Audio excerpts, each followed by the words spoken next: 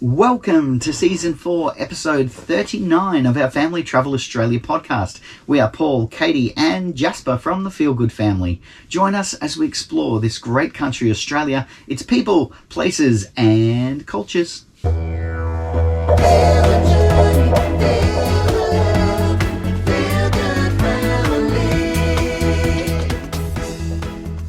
Welcome back. Thanks for joining us for another week.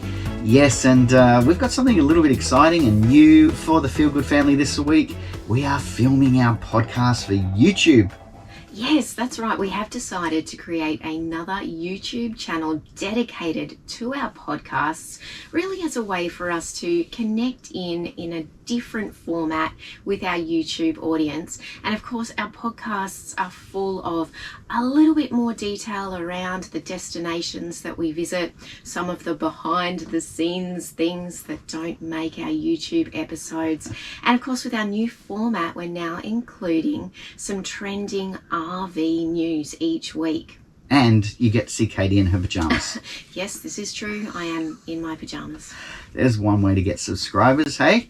No, look, we are excited to be using the new format and filming as well. So if you love our show and you want to get that little bit more detail around the podcast, has all of that for you. And please do like, subscribe and share with anyone you think this might add value to if they're making their plans to travel Oz. Awesome. We have a jam-packed week. We do have a jam-packed week. Okay, I've got plenty of notes this week. Our destination is the incredibly stunning, overflowing with natural assets, Cygnet Bay Pearl Farm. Wow. Yeah, wow really is an understatement, and this, I think, will remain a highlight of our time travelling around Australia for many, many, many, many years to come. Yeah, look, their slogan is the pulse of the Kimberley. It's certainly that, isn't it? Oh, an absolutely incredibly stunning natural environment that is made even more spectacular through the people and the experiences that you can do in this location. Look, I think before we get into the tours and our accommodation, our digs for the week that we got to enjoy up there, we really should talk about the people. I mean, it I think filters down from the top. This is an incredible family success story, really.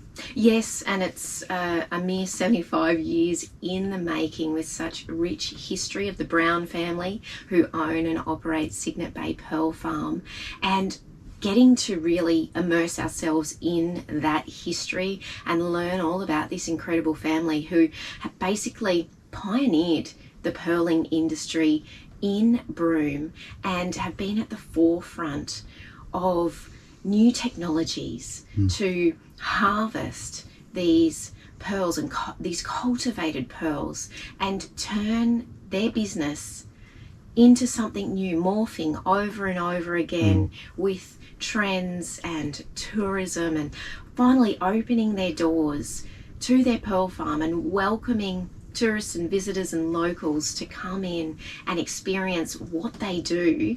Just incredible, an incredible family.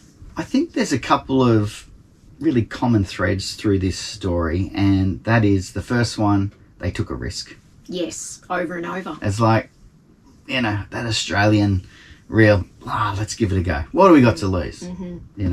What do we got to gain, really, in the bigger picture when you look at how successful this business has turned out? Then the kids came along, and then the grandkids, and they've all been given a go. I think they've all been encouraged to give their idea, their little seed of creativity a go. And that really talks to the whole experience. And then you see that through the staff. The staff have ownership in the business. So you feel like you're talking to another extension of the family every time you interact with one of the staff. Yes, most definitely. So all in all, just a brilliant experience. And we were lucky enough, I don't know if that's the right word actually, but we planned and stayed up there. We left the caravan in Broome and we stayed in one of their awesome safari tents that they have on offer for 4 nights. So not only was it incredible to immerse ourselves in the experiences and the environment, It also felt like we were on a real life holiday. I tell you what, it was glamping. It was amazing. Yeah, really, truly was. I think that initial feeling as we walked around the side of the safari tent, which we had to full drive to get to, by the way. Mm-hmm. A little bit more on that later. But as we walked around the edge of that safari tent and we were met with that ocean view, that incredible turquoise colour of the ocean. Wow. Yeah, really, really wow. And just a great way, again, to be in the environment. Yeah, that's exactly what it is, isn't it? This has just been dumped in there in this natural playground. Mm-hmm. Okay, first tour, and the one that we would recommend that you do first if you were going to stay for 2 or 3 or more nights, was the Pearl Farm tour. Mim was the presenter, fantastic presenter, again, passionate lady, very dedicated to her role there, and delivering such a fantastic presentation that started in the original schoolhouse where the kids have all gone to school. Even the Indigenous kids went to school in this really rustic old shack that had, you know, windows that sort of pop out, which are really just corrugated pieces of iron. Mm-hmm. And they shared the history of these two families meeting, the traditional owners and the tribes of the Indigenous people, and then the Brown family, and how they were able to work together to then create this industry and then also try new things to, in effect, create now what is the leading pearl farm industry in Australia. Yes, yeah, that's right, Paul. And again, a really interesting insight into the detail around pearling as well, and the different types of oysters, and how traditional pearling techniques were done, and now how these modern day techniques are being undertaken.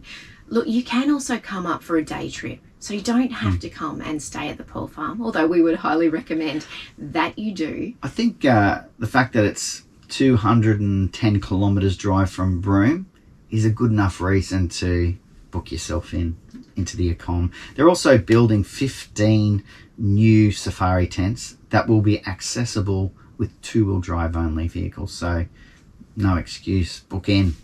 And you can also tow your caravan or drive your motorhome up as well. Very cool. Okay, back to Mim's tour. We then headed around to the main, I guess, production facility where they're bringing in these Maxima pintata. Yes. Hey, how's that? Pearls, shells, the mother of pearl, and then harvesting these pearls. And Katie put her hand up as the lucky volunteer to actually live harvest a pearl out of one of these incredible shells.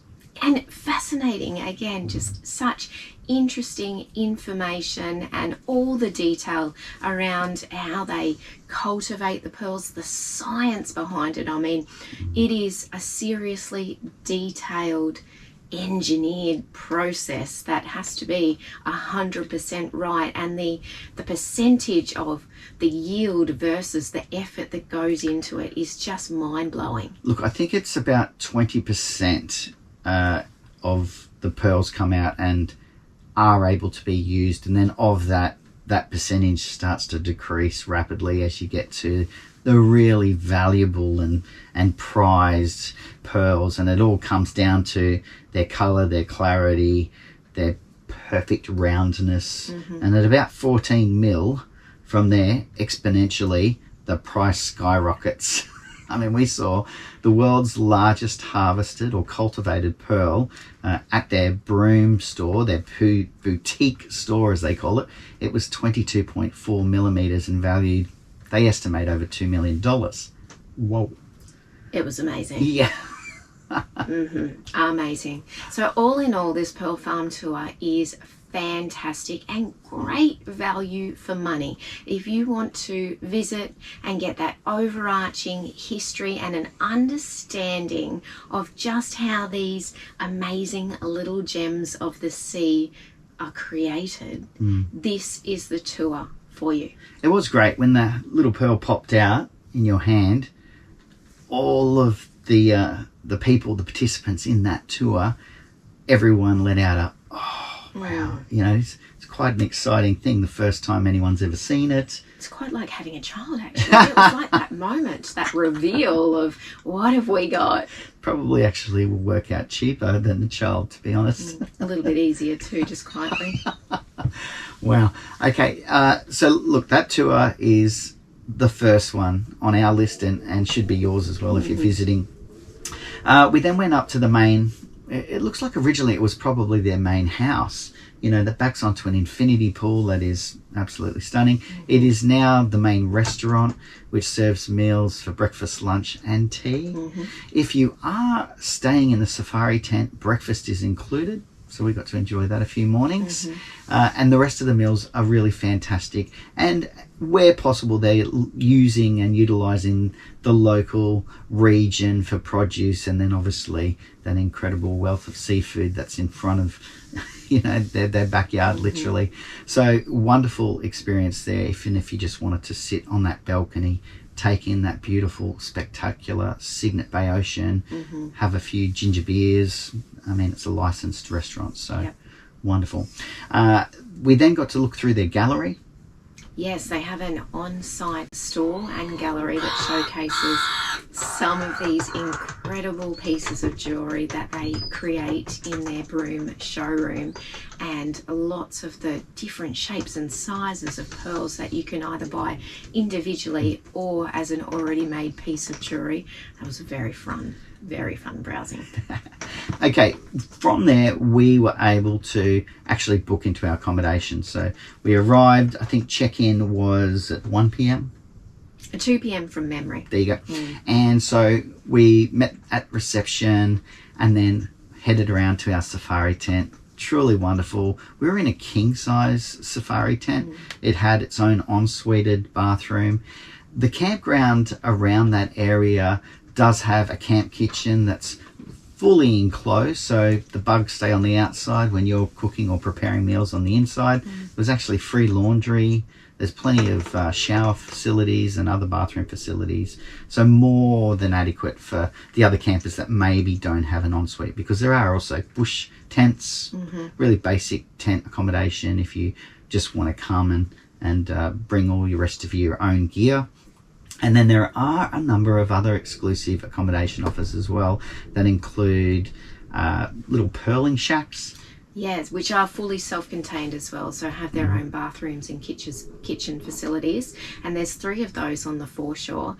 And then I think the one that I really am interested in trying when we do a return visit to Cygnet Bay is the Master Pearler's Residence, which is located about 20 minutes from the other accommodation areas. And I believe this was also an original household for the family over the years, which is now an exclusive accommodation experience, a 3-bedroom, fully set up house that overlooks, of course, that incredible bay. So I think that would be great to go if you're going with a larger group of friends or family, to just go and have everything that you need at your fingertips. Lush. Sounds amazing. It does. It sounds like a perfect family getaway, I think. Okay, the next few tours that we did were all getting us really into the environment more. And the first of those was the Island Explorer Tour. Thank you, the Island Explorer Tour. Now, I think that the name of this tour almost undersells what you actually end up experiencing. You're heading out onto the Buccaneer Archipelago, and so I felt like it was more of an archipelago adventure. Well, they call all of their boat tours, and there are a handful that you can choose from, sea safaris, which I really love the ring of that. And you are, as you say, Paul, you're going out into this Kimberley coast, which is considered as one of the last pristine marine wilderness environments in the world, and it is nothing short of incredible. Yeah, look, the thing that blew us away, and even our skipper Lou, who again just a passionate lady who it seemed was experiencing it for the first time as well, like her natural, you know, enthusiasm. She was effervescent, yes, wasn't she? She was just buzzing. The wildlife was outstanding. I mean, both above and below the ocean. We saw a number of different species of birds. A very surprise visit from a pair of jabiru. Yes. That was cool. There's corellas. There's all different birds of prey. And then the real highlights were the turtles. So many turtles. Dolphins. We saw a sailfish jump out of the water. She said no one there had ever experienced that. So we were really blessed with a show from the wildlife as well. Yes, and we almost had a bit of a taster of the other tours that are on offer. They have a specific giant tides tour that you can go out and do. Of course, this region being the place in the world where these tropical tides are at their biggest. And so you can specifically go out and do a giant tides tour, which we didn't do, but on this Island Explorer, because of the date and because of the time, we got to experience some of this incredible tidal movement and see this immensely insane amount of water coming and going with the change of the tide. So that was awesome as well. We did get a bit of a taster, I think, for those other tours. Yeah, look, if you can get a hold of the tide times and plan your trip around a king tide, you are going to be absolutely blown away. The variance of this tide, as you said, the world's largest tropical tide is 14 meters. It's hard to really believe until you're there and you see how far the water moves out. In fact, their purpose-built boats, their adventure or sea safari boats, are all on these tractor wheels that are on hydraulics. So when you leave the main residence, you go out on the lowest of the tide or the turn of the tide, you're traveling out hundreds of meters across the sand. Feels like you're in a tractor, but you're sitting in the boat. And then as the water gets deep enough, up they come. That was my hydraulic sound effect. It was pretty good. And then the 500 horsepower of their twin or triple Yamaha engines kick in, and you are zipping along in this incredible boat that is so much power. As you said, the tide is so large on these king tides that there was one point where Lou had the boat at 30 kilometers an hour and the incoming tide, and we weren't moving. And you're just looking at these massive whirlpools of water, and it is a rush. The adrenaline is going. Everyone on the boat is in that sense of excited, anticipation of, wow, how's this going to go? Yeah, truly, truly spectacular, and well worth getting out on the water if you can and doing any one of the sea safari tours that they offer. They are opening up this incredible backyard that they have, which is this spectacular Kimberley coastline. It's millions of years in the making. So to be able to get out and experience that when you are visiting Cygnet Bay, I think is a must. Look, the number one tour for us on the water is the Waterfall Reef tour. This is a one of a kind. I mean, it is literally the only place on planet Earth that you can see a reef, a living reef. It's not a rock formation. That is a vertical face, in some places 3 meters, but 1 to 2 meters tall, that goes for 300 or 400 meters across a reef edge with water rushing over it that creates a waterfall. I mean, we truly have never seen anything like this, and we sat out there for 25-30 minutes right up against the reef wall, just with our mouths all open going, is this for real? It really was an amazing experience, and it was a 6 a.m. tour, which I think also added to the whole feel. We were up bright and early with the sunrise. It was quiet and peaceful. The ocean was like a lake. It was just calm and flat and amazing. And then sitting out here and taking in this incredible engineering feat of Mother Nature to create Perfect. the only one of its kind in the world. I mean, have you ever seen a waterfall in the middle of the ocean? No. Look, our tide variance this particular day was 0.5 meter to 10.5 meters. So it was a perfect day to go. And again, getting out on the water, in the morning, a little bit crisp air. Yeah. I mean, it was looked like a lake. It was so glassy. Again, we'll direct everyone over to our YouTube channel, The Feel Good Family, to be amazed at this footage and the aerial footage that we were able to capture as well, and truly spectacular. And quite a spiritual experience being out there in front of the waterfall, and just one of those things that you won't ever see again in your life, unless of course you go and do the tour again. But just a really, really special memory that even for Jasper at 5 years old, when we asked him what was the highlight of your time at Cygnet Bay, and he said, seeing that Waterfall Reef. So special memories. I think everyone, around the world, certainly in Australia, if you're traveling to this region, is familiar with horizontal falls, or as the locals call it, Horry Falls. I think that this will be the next version of that once, the word really gets out there. So, plan to include that in your itinerary. Okay, the final tour that we did, just to wrap up Cygnet Bay, was, again, a must, we feel. It's a chance to connect with traditional owners. We first met Terry Hunter, who is this very passionate Bardi man who shared the stories of his people throughout the history of time. I mean, he's talking back 60,000 years. The oldest continuous living culture on Earth, migrating across the ocean from India a mere 60,000 years ago, and calling Australia home.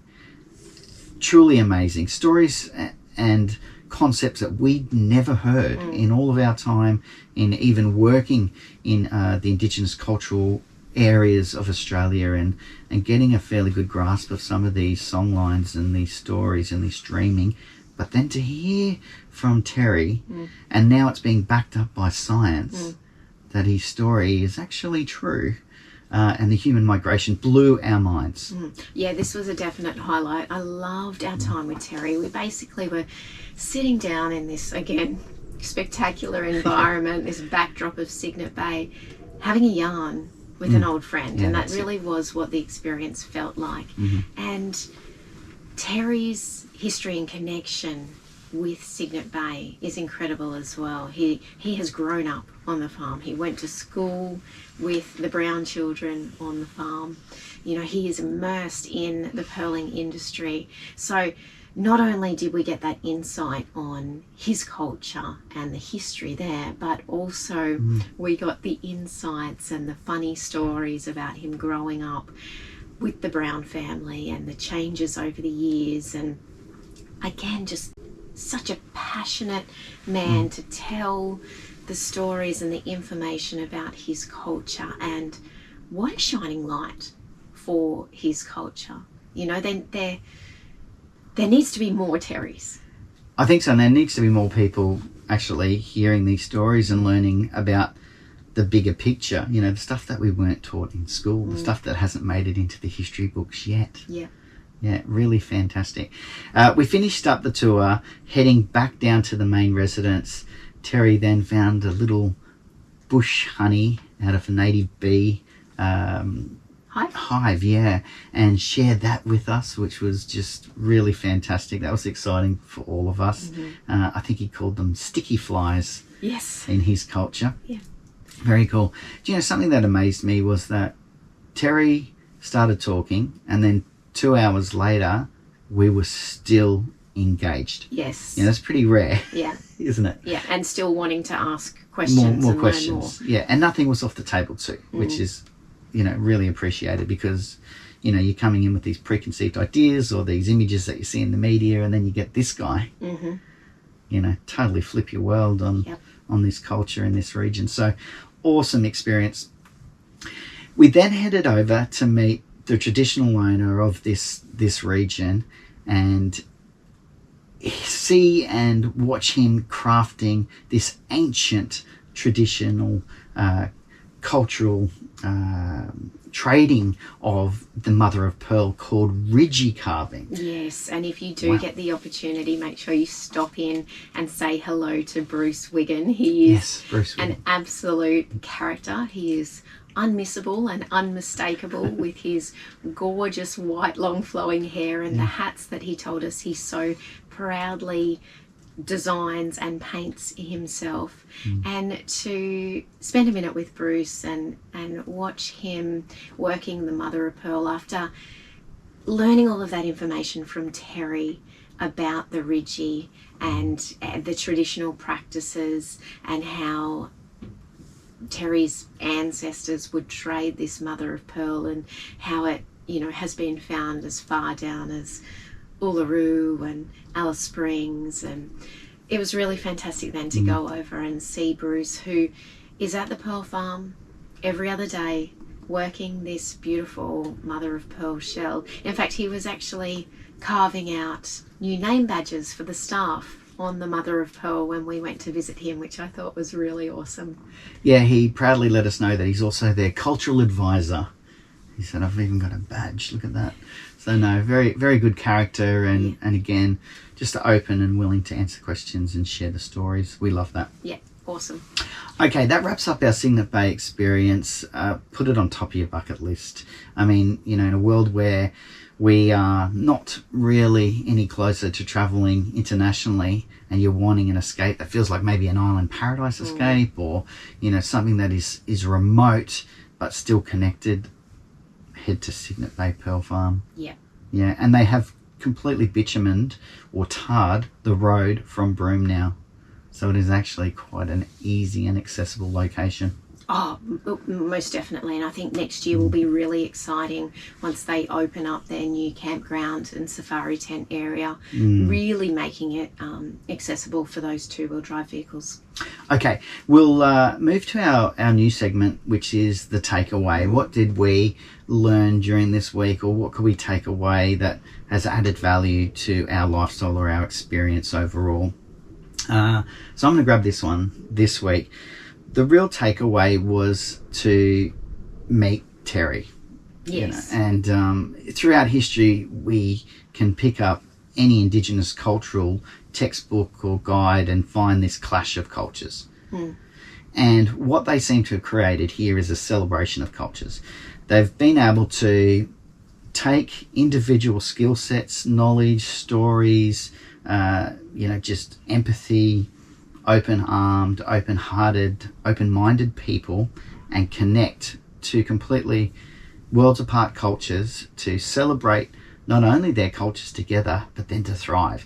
And I think that is as much a part of their success as anything, and a really good lesson for all of us to be able to take a leaf out of their book. Yeah, you're right, Paul. It could have been something that came and went very easily back in the very early days of pioneering with the pearling history, where, you know, the use of Indigenous peoples in the pearling industry, you know, was prevalent back then. But what the Brown family have done is really forge those relationships and continue to grow them and build them over the history of Cygnet Bay. So it is definitely a standout.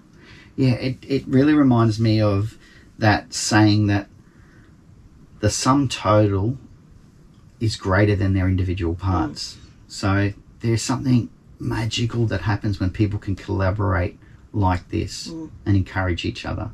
Yes. So yeah, really well done and really wonderful. That's my takeaway for this week. Perfect. All right, let's move to our newsroom. Incredible news is taking over not only the airwaves here in Australia, but now around the world. We brought to you last week about Cleo Smith. Yes, the little 4-year-old girl who very suddenly disappeared from her family's tent whilst camping along the WA coastline at the blowholes there. Amazingly, we woke to the news yesterday that she has been found, alive and well. Of course, there are not too many more details released at this stage yet, but for me, I think that's all that matters. She's been found, she's been reunited with her family. The rest will play out in the hands of the WA police force. But what an incredible sigh of relief I think collectively the country and the world has done hearing this amazing news for this little 4-year-old girl. Yeah, look, the images that they've already released show her smiling, waving, looking healthy and well. I mean, we both, not only did we sigh, there were tears, you know, as parents, and I'm sure for many parents out there that this is hard to imagine that you could lose your child for 18 days. And then I genuinely think this is one of those times in my life that I will actually get to witness a miracle. I don't know what else you can call this. How is she still okay and alive? Wow. Anyway, that truly is the way I look at it, you know. So amazing. An incredible effort, I think, by all Australians, and an incredible effort, and I think a huge shout out to the Western Australian police forces who worked tirelessly. And the community. I mean, everywhere we are driving, I mean, we're still, I think, 600 or 700 kilometres northwest of Carnarvon and the blowholes where she originally went missing. But even up from Broome all the way down, there are posters and have been people talking about, it's just, you know, the whole community. So yeah, well done to the community as well, I think, for sticking together. Amazing. A miracle. All right, the other news that we wanted to talk about really briefly is price gouging at Christmas. We are 7 weeks out from the beautiful time of Christmas, mine and Jasper's favourite time of the year, and we have experienced over our first 2 seasons not just a rise in prices at caravan parks and campgrounds, but what we would refer to as price gouging. I mean, we've seen places that we've stayed at that are $50 a night for a powered site go up to $155 a night. I mean, that's from our own experience. Yeah, look, and it's a really interesting conversation around this, and we've heard every single side and possible opinion around this. And of course, in the peak seasons, you know, there are parks that put on additional staff and services, and so you can expect that they do need to increase their fees to cover those costs. However, there should be a line, and what that line is, excuse me, is up for discussion. Mate, yeah, I mean, you know, maybe double but triple. Yes. What? Yeah. So unbelievable. Anyway, it got us talking because we did experience that last year and you know, put our foot down actually and said, no, we're not going to pay that when we know we've stayed here previously for a third of the price. And it got us talking about ways that we can look to save money while we're on the road, particularly now that Jasper has turned 5 and we are in the new realm of being charged for Jasper at various caravan parks. I know, we're like, you're 4 today, right? Look, we've heard lots of funny stories from families on the road whose children's ages vary depending on where they're camping, whether they're at a free camp or a caravan park. But in all seriousness, it is quite a debate and quite a discussion as to whether, you know, is it appropriate to be charging up to $15 per child for us having the one, you know, you can, yeah, okay, we can deal with that. Yeah, just to clarify that, so let's say your base rate of your site, powered site, is $50 a night, and then you've got 3 kids, that's another $45 per night. So you end up $95 per night. I mean, that's just in off-peak general season. Then you go to this $155 a night plus $15 a kid per night. So then you end up with a $200 site per night. I don't know how people can afford that. No, and look, we know plenty of families. That's not very Christmassy. Certainly, it's un-Australian. Well, yeah, that's right. I mean, it does happen throughout the year as well, and we have lots of families that we've met on the road as friends now who travel with 2, 3, 4 or more children. So I can imagine that it must be extreme, and hence why a lot of families choose to free camp. Look, something that we wanted to mention today, which is a fantastic help for families who are travelling, and if you are in the planning stages, then definitely we encourage you to check out the Travelling Australia with Kids website. It is basically travellingaustraliawithkids.com. just an ordinary Aussie family who travelled with their 3 kids quite a few years ago around Australia for a couple of years. And at the time, there wasn't a lot of resource. There certainly wasn't any YouTube families out there showcasing destinations and giving tips and tricks on ways to travel the country. And so they started their own blog, which has evolved to now having a membership. And this is actually a fantastic story of this mother's passion for helping families out on the road and sticking it to the man. Yeah, keeping the costs down and just keeping it really real and really Australian. And she has basically recruited hundreds of different caravan parks around Australia who participate in this program, the TAWK, T-A-W-K, Travelling Australia with Kids program. Now, you can buy a membership for $40. It's a one-off fee. And if you stay with one of these participating caravan parks, you are guaranteed, outside of peak areas and holiday times for some of these places, at least 2 nights free for your kids when you're camping there with them. So the savings, I mean, would pay for themselves in the first night if you were a family of 3 or 4. Yeah, again, just that fee is a once-off fee. That membership fee, $40. I mean, if you had 3 kids, you'd make that back on your first night.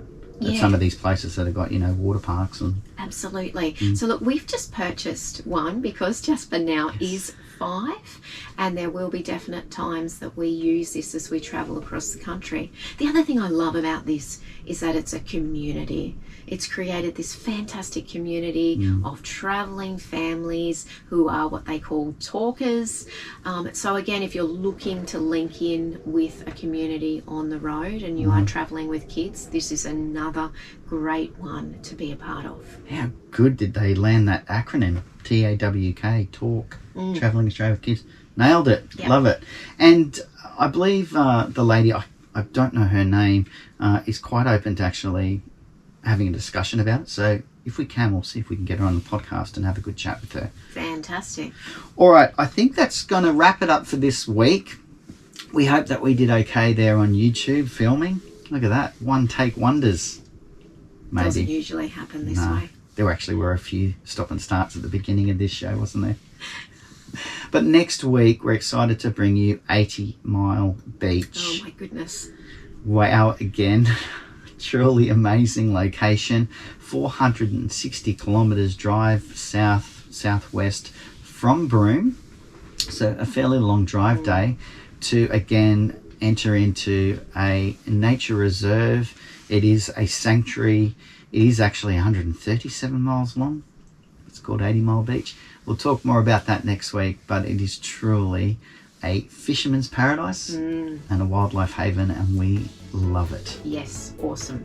All right, for now, we'll say dream big, look after yourself, hug your kids, look after your family. And happy trails.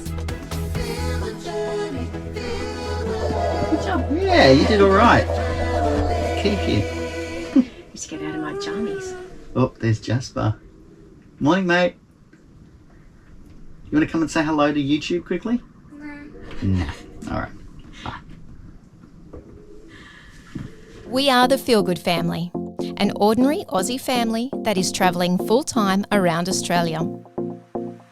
We knew there had to be a better way, so 2 years ago we made a plan, packed up our lives, sold everything we owned and made travel our new lifestyle.